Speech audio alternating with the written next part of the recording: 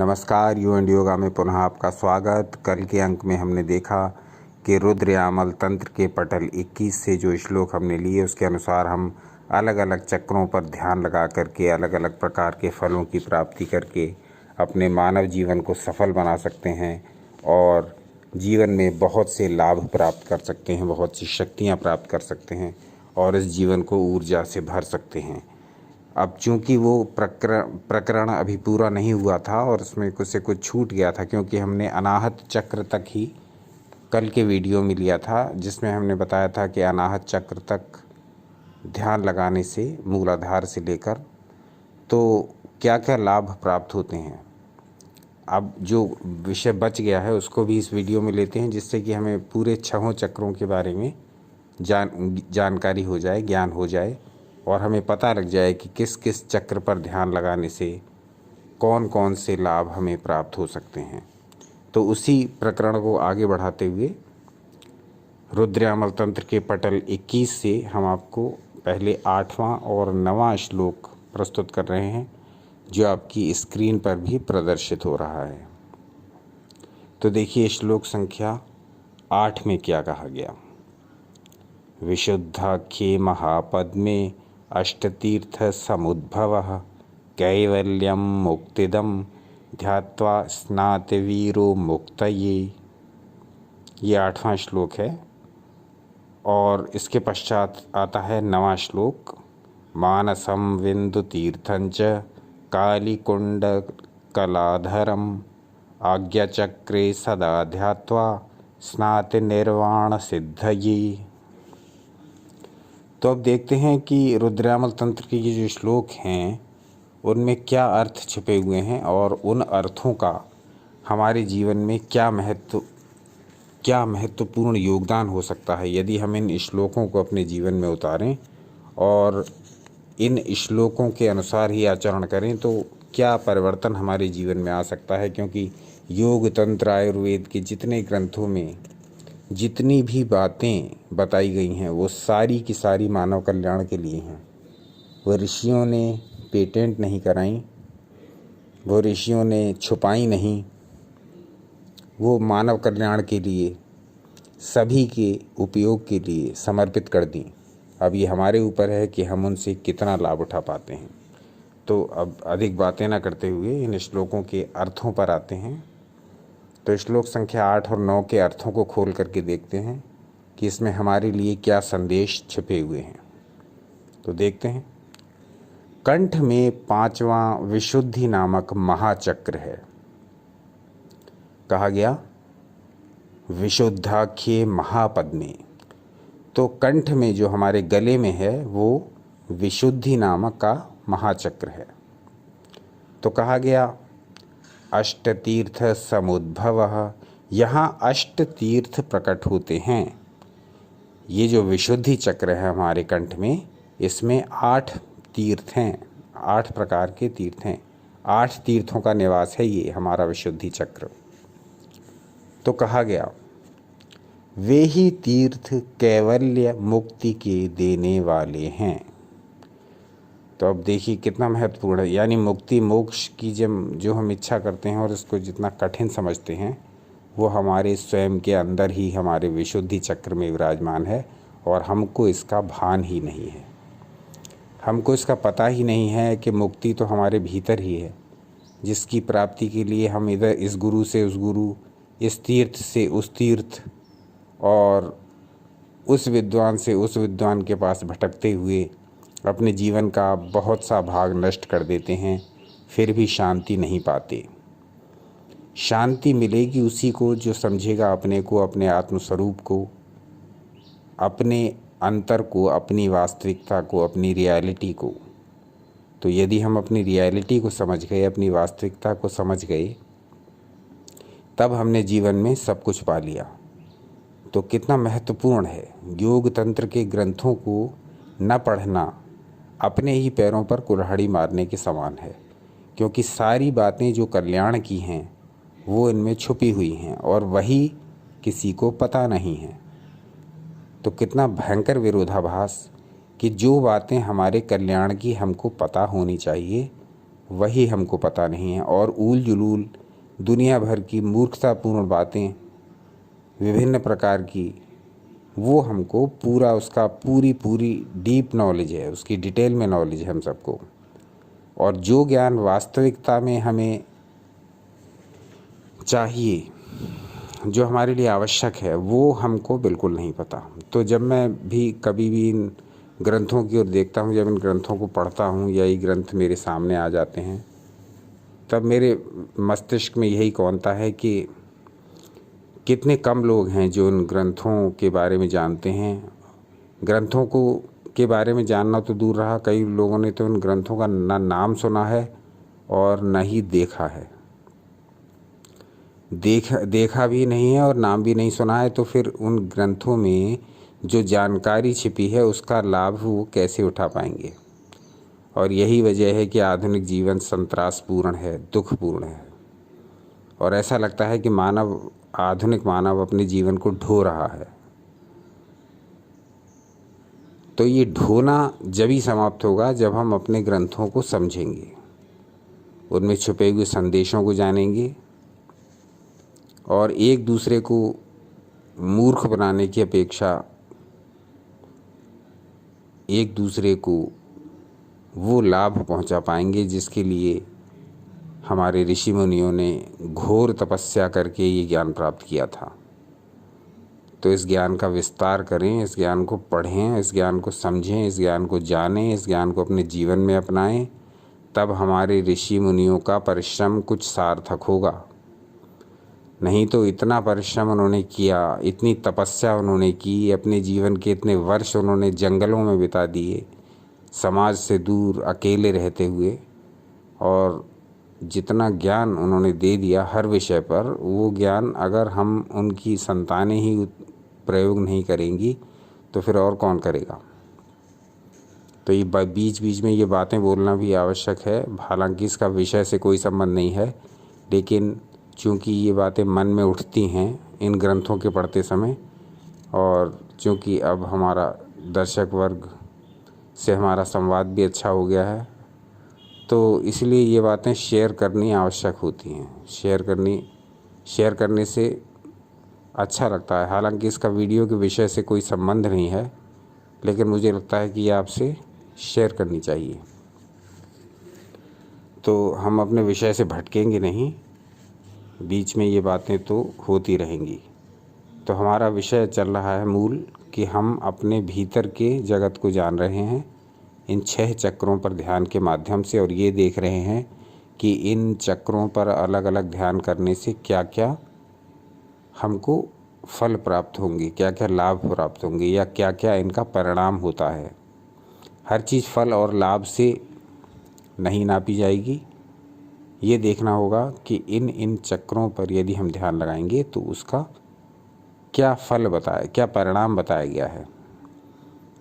तो देखते हैं। 8वां और 9वां श्लोक हमने पहले ही पढ़ दिया है, आपकी स्क्रीन पर आ ही रहा है। अब इनके अर्थों को थोड़ा और विस्तार से खोलते हैं।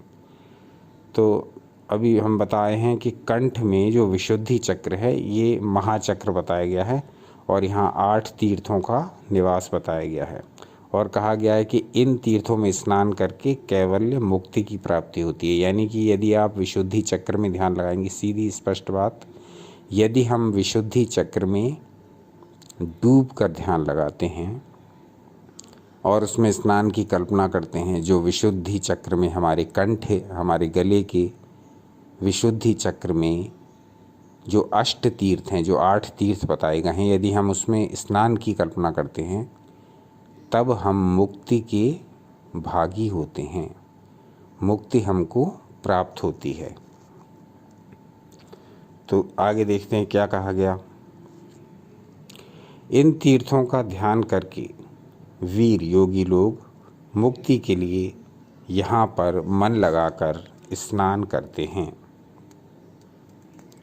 अब इसके पश्चात, अब ये विशुद्धि चक्र का फल हमको मिल गया कि हमने ध्यान लगाया और हमको मुक्ति प्राप्त होगी, ये बताया गया।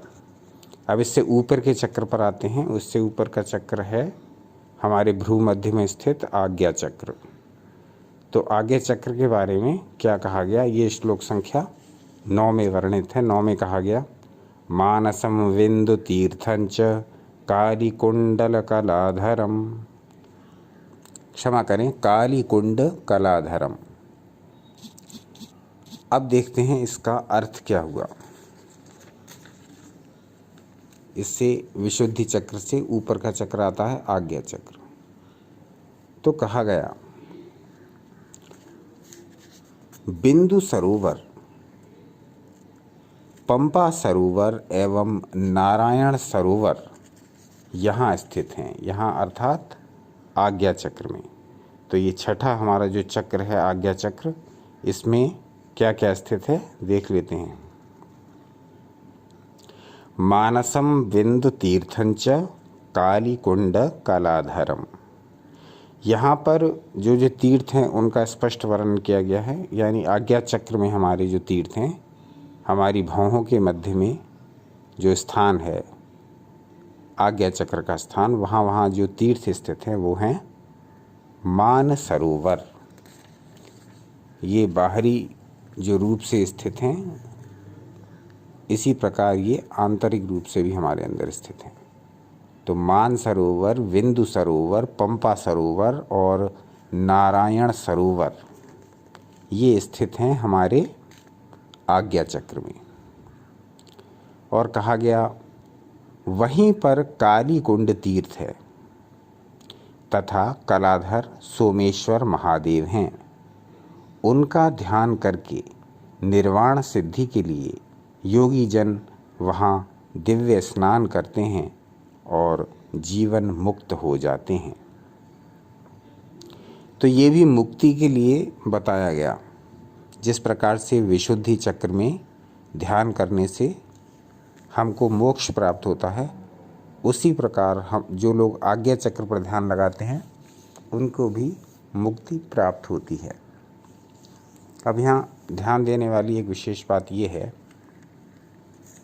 बहुत ही गूढ़ बात है ये, और वो ये कि जब आज्ञा चक्र पर हम ध्यान लगाते हैं तो जब हम त्राटक की क्रिया करते हैं तब भी हमारा आज्ञा चक्र सक्रिय होता है। तो बहुत से लोगों का ये प्रश्न है कि जब आज्ञा चक्र हमारा सक्रिय होता है तब हमको बहुत सारी सिद्धियां प्राप्त होने लगती हैं। तो जब सिद्धियां प्राप्त होने लगती हैं तो हमको भूत भविष्य, सामने वाले व्यक्ति के मन की बातें, घटनाओं का पूर्वाभास, इस तरह की बातें पता लगती हैं। हमारे शरीर में निरोगता बढ़ती है, दैवत्व बढ़ता है, तो ओज बढ़ता है, ऑरा हमारा पुष्ट होता है। तो ये बहुत सारी चीज़ें अपने आप होती हैं। ये मुक्ति की जो बातें बताई गई विशुद्धि चक्र पर ध्यान लगाने से और आज्ञा चक्र पर ध्यान लगाने से, जो मुक्ति की बातें ग्रंथों में बताई गई, वो एक मूल तत्व है। यानी कि वो तो प्राप्त होना ही होना है। उसके बहुत सारे बाई प्रोडक्ट्स भी आपको प्राप्त होते हैं एज ए गिफ्ट। एक पुरस्कार के रूप में दैवी शक्तियाँ आपको वो प्रदान करती हैं निश्चित ही। तो जब आप विशुद्धि चक्र पर ध्यान लगा रहे हैं या आज्ञा चक्र पर ध्यान लगा रहे हैं तो आप ये ना सोचें कि आपको केवल मुक्ति की ही प्राप्ति होगी, मोक्ष की ही प्राप्ति होगी और मरने के पश्चात उत्तम लोकों में अथवा लोकों से छूटकर निर्वाण प्राप्त हो जाएगा। वो तो होगा ही, क्योंकि वो तो ग्रंथों में वर्णित है। लेकिन इसके साथ साथ आपको अन्य वो लाभ भी प्राप्त होंगे जिसके बारे में हमने सोचा भी नहीं है। वो उस प्रक्रिया का बाई प्रोडक्ट होंगे, वो उस प्रक्रिया का पुरस्कार होंगे जो आप कर रहे हैं। विशुद्धि चक्र में यदि आप ध्यान लगाते हैं मोक्ष प्राप्ति के लिए, आज्ञा चक्र में यदि आप ध्यान लगाते हैं मोक्ष प्राप्ति के लिए, तो वह तो आपको होगी ही, क्योंकि प्रत्येक कर्म का एक फल होता है। लेकिन इसके अतिरिक्त भी आपको पुरस्कार स्वरूप बहुत सी सिद्धियां, बहुत सी लाभ इस प्रकार के प्राप्त होंगे। बहुत सी बातें आपको इस प्रकार की नई पता लगेंगी जो कि आपने कभी सोची भी ना हो, वो आपको पुरस्कार स्वरूप मिलेंगी। तो ये इस प्रकार समझें जैसे कि हम कोई आसन करते हैं योग का। सपोज़ हमने मंडूक आसन किया, तो जब मंडूक आसन करते हैं तो हमारा उद्देश्य ये रहता है कि हमारी डाइजेस्टिव सिस्टम या पेट की संबंधी जो बीमारियां हैं वो दूर हो जाएं, क्योंकि मंडूक आसन का जो मुख्य प्रेशर रहता है वो पेट पर ही रहता है। दोनों हाथ की मुट्ठियां बनाते हुए नाभि के दोनों ओर लगाते हुए जब हम नीचे की ओर झुकते हैं तो हमारी मुट्ठियों का दबाव हमारी थाइस से होता हुआ हमारे पेट पर दोनों साइड में आता है, तो हमारे पाचन तंत्र के जो रोग हैं वो उससे नष्ट हो जाते हैं। पर क्या इससे केवल पाचन तंत्र के ही रोग नष्ट होते हैं? आपने किया इसको पाचन तंत्र के रोग नष्ट करने के लिए, परंतु इससे स्पाइन के, इससे ब्रेन के, इससे थायराइड के, इससे कमर के बहुत से रोग अपने आप ही दूर होने लगते हैं। तो एक आसन 8, 4, 5, 6, 7, 8 अंगों पर अपना असर दिखाता है। आप करते किसी अंग विशेष के लिए हैं, परंतु वो बहुत सारे और दूसरे अंगों पर भी अपना प्रभाव डालता है। उसी प्रकार से समझिए कि जब हम ध्यान की क्रिया करते हैं तब हम ध्यान की जो क्रिया कर रहे हैं उसका फल तो पाएंगे ही, ये तो निश्चित है, ये तो प्रकृति का नियम है। लेकिन जब आप उस क्रिया को कर रहे हैं तो उसके बाई प्रोडक्ट के रूप में आपको अन्य फल भी प्राप्त होंगे। तो इसी बात को थोड़ा और विस्तार में खोला गया है श्लोक संख्या 10 में, 11 में और 12 में। तो 10, 11 और 12 भी आपकी स्क्रीन पर प्रदर्शित हो रहे हैं। तो इसमें देखते हैं कि भगवान शिव ने इसी बात को कैसे प्रकट किया है, जिसका अभी इतनी लंबी चौड़ी भूमिका हमने बांध करके आपको समझाया है। तो इन श्लोकों में अर्थात श्लोक संख्या 10, 11 और 12 में जो रुद्रयामल तंत्र से ली गई हैं, इसमें भगवान शिव ने क्या कहा इस बारे में कि जो इन चक्रों पर ध्यान लगाते हैं, जो इन चक्रों की साधना करते हैं, जो इन चक्रों की आंतरिक रूप से पूजा करते हैं, उसमें स्नान करते हैं, उनमें डूबते हैं, तो ऐसे साधकों के बारे में भगवान शिव ने स्वयं क्या कहा, ये इन 3 श्लोकों में खोलकर विस्तार से बताया गया है। इस पर थोड़ा विचार करते हैं। तो कहा गया, ऊपर कहे गए मेरे शिव तीर्थ का मानसिक दिव्य स्नान योग मार्ग द्वारा कुंडलिनी शक्ति के जागरण से होता है। उसको योगी लोग बड़े हर्ष और प्रेम से करते हैं। स्नान करने वाले योगी लोग शिव तीर्थ में स्नान के प्रभाव से सत्व गुण युक्त होकर सब सिद्धियों को प्राप्त करके जीवन मुक्त हो जाते हैं। योग साधना के बल से जो योगी सुषुम्ना में प्राण वायु को रोकने में समर्थ हैं, वे ही अंतर के मेरे तीर्थ में मानसिक दिव्य स्नान करने मात्र से निष्पाप हो जाते हैं। ऐसे निष्पाप योगी अपने में शिव तीर्थ के दर्शन मात्र से निश्चय ही मुक्त हो जाते हैं। ऐसे परम पावन सब सिद्धियों को देने वाले शिव तीर्थ का महात्म्य बड़ा भारी है।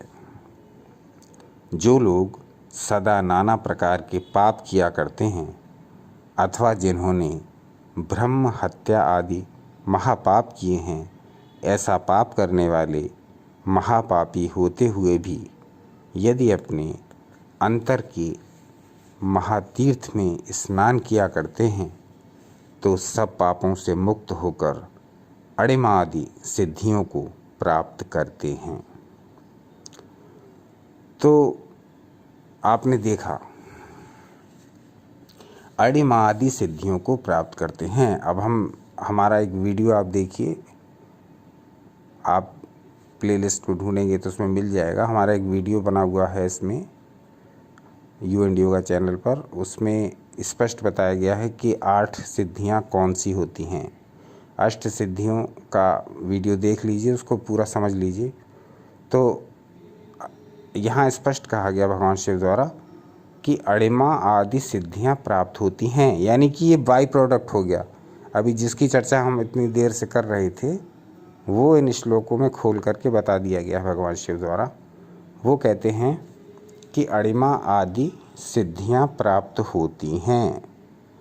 तो ये एक बाई प्रोडक्ट है, यानी कि आपको मोक्ष के लिए आपने ध्यान किया, मुक्ति के लिए आपने ध्यान किया, लेकिन आपको ये सिद्धियां फ्री में मिल गई, यानी कि दैवी कृपा से मिल गई, क्योंकि आपने साधना की, आपने उन चक्रों पर ध्यान किया जिन चक्रों पर ध्यान करने के लिए इन ग्रंथों में बताया जा रहा है। तो जब आपने उन चक्रों पर ध्यान किया तो आपको वो तो मिलेगा ही जिनके लिए आपने ध्यान किया, लेकिन आपको उसके साथ साथ दैवी कृपा से अन्य बहुत सी उन सिद्धियों की प्राप्ति होगी जिनके बारे में आपने सोचा ही नहीं। जैसा कि स्पष्ट भगवान शिव ने कहा अणिमादि सिद्धियां मिलती हैं, तो यानी आपको अष्ट सिद्धि की भी प्राप्ति इन्हीं ध्यान क्रियाओं से हो जाएगी।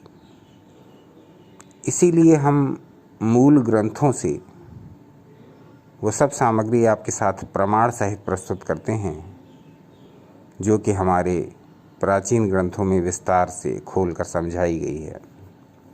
अब ये हमारे और आपके विवेक पर निर्भर है कि हम इन ग्रंथों में उपलब्ध सामग्री का अपने दैनिक जीवन में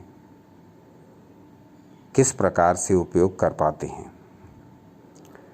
क्योंकि तंत्र ग्रंथों का समझना, योग ग्रंथों का समझना, आयुर्वेद के ग्रंथों का समझना इतना सरल नहीं जितना कि दिख पड़ता है, जितना जान पड़ता है, जितना पहली नज़र में दिखाई देता है, क्योंकि ये बहुत गूढ़ विषय हैं और बहुत ही डीपली इनमें जा कर के, इनमें डूब करके, इनको प्रयोग करके, इनकी चर्चा करके, इनका मनन करके, इनका श्रवण करके, इनके साथ कई दिन बिता करके तब वो समय आता है जब हमें भान हो जाता है कि ये जो कुछ लिखा है वो पूर्णतः सत्य है, क्योंकि वो सत्य हमारे ऊपर घटित हो जाता है। जो कुछ लिखा हुआ है वो दिख रहा है, लिखा हुआ है, अच्छी बात है, लेकिन जब तक वो आपके ऊपर घटित नहीं होता है आप उसको मानते नहीं हो। आप कहते हो कि ये पता नहीं सही लिखा है या गलत लिखा है। आपकी बुद्धि चकरा जाती है, आपकी बुद्धि कंफ्यूज होती है, निर्णय नहीं करती। लेकिन जब आप उन श्लोकों का, उस ज्ञान का, उन सूत्रों का अपने जीवन में प्रयोग करते हो, अपनी लाइफ में प्रयोग करते हो, अपनी दिनचर्या में उनको सम्मिलित करते हो, तब आपको पता लगता है कि ये जो कुछ भी लिखा गया है वो सब तो हमारे कल्याण के लिए ही था। ये तो हमारी ही मूर्खता थी कि हमने इसे अब तक क्यों नहीं जाना, हम इससे क्यों वंचित रहे। जैसा कि शिव सर्वोदय की सीरीज़ हमारे चैनल में चल रही है, उसमें 75 के आसपास वीडियो अपलोड भी हो चुके हैं। उसमें बहुत सारे शिव सर्वोदय के प्रयोग बताए गए हैं और उन शिव सर्वोदय के प्रयोग की जो कमेंट्स आ रहे हैं उनके ऊपर वो वीडियोस को देख के तो बहुत सारे जो दर्शक हैं वो स्पष्ट बताते हैं, कहते हैं कि हमारा अनुभव है ये, इससे तो हमें बहुत लाभ हुआ है। किसी को आर्थिक लाभ हुआ है, किसी को सामाजिक लाभ हुआ है, किसी को भावनात्मक लाभ हुआ है। तो जिसने प्रयोग किया, जिसने समझा कि ये सब कुछ जो लिखा गया वो हमारे ही भले के लिए लिखा गया है, लिखने वाले का इसमें कोई स्वार्थ नहीं था। वो अपनी फैमिली, वो अपने परिवार के लिए इन श्लोकों को दे करके नहीं गया कि लो बेटा इनका प्रयोग कर लेना और पीढ़ी दर पीढ़ी बस उन्हीं के परिवार में ये चलते रहें। ऐसा नहीं था। अगर ऐसा होता तो उसको सार्वजनिक क्यों करते। ऋषि मुनियों ने हर उस ज्ञान को सार्वजनिक किया जो उन्होंने अपनी तपस्या से प्राप्त किया। अब ये हमारे ऊपर है कि हमने उसको क्यों महत्व नहीं दिया, क्यों उसको अपने दैनिक जीवन में सम्मिलित नहीं किया। आज कितने लोग हैं जो आयुर्वेद के नियम जानते हैं, स्वस्थ चर्या से परिचित हैं, उनको ये पता ही नहीं कि कब उठना है, कब सोना है, कब खाना है, क्या नहीं खाना है, किस चीज़ के साथ क्या चीज़ वर्जित है, किस चीज़ के साथ कौन सी चीज़ मिला करके नहीं खाई जा सकती है, किस ऋतु में कौन सी वस्तु खानी है, कौन सी नहीं खानी है, कितनी मात्रा में कौन सी वस्तु ग्रहण करनी है, कौन सी नहीं करनी है, कौन सी औषधि कितनी मात्रा में लेनी है, नहीं लेनी है, कुछ नहीं पता है। क्यों नहीं पता है? क्योंकि न आयुर्वेद कभी पढ़ा, न योग के ग्रंथ कभी पढ़े, न तंत्र के ग्रंथ कभी पढ़े। सब कुछ नेग्लेक्ट ऐसे कर दिया जैसे कि ये ज्ञान किसी दूसरे लोक से आया था। यानी जो हमारे ही ऋषियों ने तपस्या करके जो ज्ञान हमको दिया उसको हमने ही नेग्लेक्ट कर दिया, उन्हीं की संतानों ने। नेग्लेक्ट तो नहीं किया, क्योंकि जो लोग इसका महत्व समझते हैं वो तो कर रहे हैं, लेकिन उनकी परसेंटेज बहुत कम है। अधिकांश लोग यदि आप स्वयं जानते होंगे, आप अपने आसपास के माहौल को देखिए, अधिकांश लोग यदि आप उनसे इन ग्रंथों की चर्चा करें तो वो एकदम कह देंगे, मना कर देंगे कि हमने तो नहीं सुना इसका नाम। कितने लोग ऐसे हैं जिनने चरक संहिता पढ़ी है, सुश्रुत संहिता का नाम सुना है, वाग्भट्ट के बारे में जानते हैं, पतंजलि ऋषि के बारे में जानते हैं, योग सूत्र पढ़े हैं, योग वशिष्ठ पढ़े हैं। तो ये बहुत ही दीनहीनता की पराकाष्ठा है सांस्कृतिक रूप से। तो इस चैनल का एक मुख्य उद्देश्य ये है कि जितना भी प्राचीन ज्ञान है वो आप तक पहुंचा दिया जाए, और फिर आपके विवेक पर है कि आप इस ज्ञान का उपयोग किस प्रकार करें। तो अब चूँकि हम दर्शकों से बहुत ज़्यादा थोड़ा सा कंफर्टेबल हो गए, इसलिए इस तरह से इतने बातों को शेयर कर पाए, लेकिन समय बहुत हो गया, वीडियो भी लंबा हो गया है। अब आप ठीक है अनुमति दें शेष अगले अंक में। तो देखते रहिए आपका अपना चैनल यू एंड योगा। आपका अनमोल समय हमें देने के लिए बहुत बहुत धन्यवाद।